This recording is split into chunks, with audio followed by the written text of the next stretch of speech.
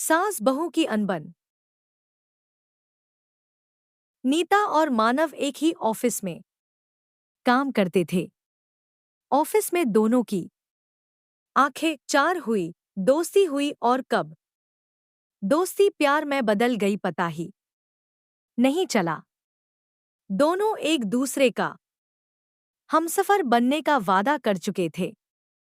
घरवालों की रजामंदी से दोनों की बहुत ही धूमधाम से शादी हुई और नीता अपनी आंखों में शादी के बाद के हसीन सपने संजोए मानव के घर आ गई। मानव एक निम्न मध्यम वर्गीय परिवार का लड़का था। मानव के घर में उसके माता पिता और एक बड़ी बहन कनक थी, जिसकी शादी हो चुकी थी। मानव को उसके माँ बाप ने पढ़ा लिखा कर इस काबिल बनाया कि वह आज इतने अच्छे पद पर था। पर मानव की माँ की सोच बहुत ही संकीर्ण थी, साथ ही वो गुस्से वाली भी थी।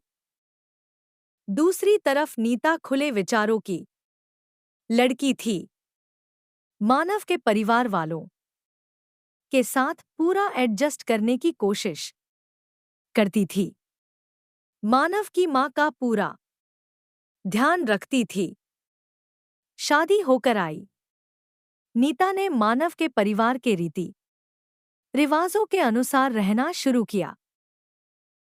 मानव की माँ चाहती थी कि वह साड़ी पहने, सिर पर पल्ला रखे और एक भारतीय नारी की तरह वह अच्छे से रहे। ऑफिस जाते समय सूट पहन सकती है। उनके घर परिवार वाले सब आस पड़ोस में ही रहते थे, तो उनकी बहू को देखकर किसी बात पर छीनताक्षी ना करें। परिवार में नीता के खिलाफ कुछ बातें ना हो, इसीलिए वह चाहती थी कि वो हमेशा सादगी से रहे। पूरे परिवार में पहली बड़ी बहू बन के आई थी नीता। शादी के कुछ महीने बाद नीता एक दिन ऑफिस जीन्स टी शर्ट में जाने को तैयार हुई। सासू माँ ने देखते ही उसको भला बुरा कहना शुरू कर दिया। उन्होंने बोला कि लोग देखेंगे तो क्या करेंगे? तुम इस घर की बहू हो, बहू की तरह रहो। साड़ी पहनो, सूट पहनो, उसमें मना ही नहीं है, पर जीन्स यह कोई अच्छा लगता है। लड़कों की तरह तैयार होकर ऑफिस जाओगी। एक ही स्वर में सासू माँ ने इतना सुना दिया। नीता को बहुत ही बुरा लगा। उसने हिम्मत करके बोला, पर माँ, आजकल तो सभी पहनते हैं। पहनते होंगे, पर हमारे घर की बहुएं नहीं पहनती, कहकर नीता की सास ने बात काट दी। नीता दुखी मन से वापस कपड़े बदल सूट पहन के ऑफिस गई। उस दिन नीता की समझदारी से सास बहू की जोरदार अनबन होते होते बची। नीता अपने ऑफिस में अच्छी पोस्ट पर थी। वहां पर विदेश के लोग भी आते थे और अधिकतर लोग वेस्टर्न ड्रेसेस ही पहनते थे, तो नीता को भी यही इच्छा होती थी कि वह भी वेस्टर्न पहने। मानव के घर में उसे कोई भी तकलीफ नहीं थी, पर कपड़ों के लिए पाबंदी के कारण उसे थोड़ी दिक्कत महसूस होने लगी थी। मानव भी कुछ नहीं कहता अपनी माँ को। नीता को लगता है कि वेस्टर्न कपड़े पहनने में सुविधाजनक भी है और जल्दी से मैं ऑफिस के लिए तैयार भी हो जाती हूँ, तो कभी कभी वेस्टर्न भी पहन लिया करूँ। पर सासू माँ की इच्छा के आगे उसे झुकना ही पड़ा। मन मार वह सूट पहनकर ही ऑफिस जाया करती। नीता की शादी के कई महीनों बाद नीता की ननद कनक अपने मायके कुछ दिन के लिए रहने आई। वह अपने मायके पहली बार जीन्स टॉप पहन की ही आई थी। सासू माँ अपनी बेटी को देख बहुत ही खुश होकर बोली, कनक तेरे तो दो इतने बड़े बड़े बच्चे हो गए, फिर भी तुम बिल्कुल लड़की जैसी ही लग रही है। बहुत ही फिट, एकदम मेंटेन। कोई कहीं नहीं सकता कि इतने बड़े बच्चों की माँ हो तुम।